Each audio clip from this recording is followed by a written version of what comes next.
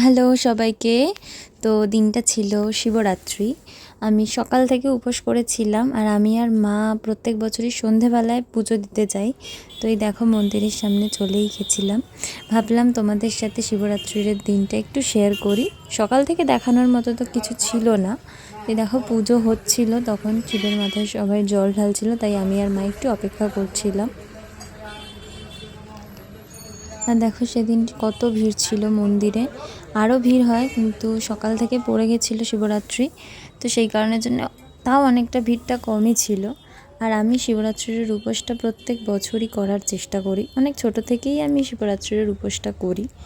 আর এখানে আমি পুজো দিচ্ছিলাম, তো আমার পুজো দেওয়ার ভিডিও করার কেউ ছিল না, তো আমি নিজেই যতটুকু পেরেছি ভিডিও করেছি, আর সেটাই তোমাদের সাথে শেয়ার করলাম।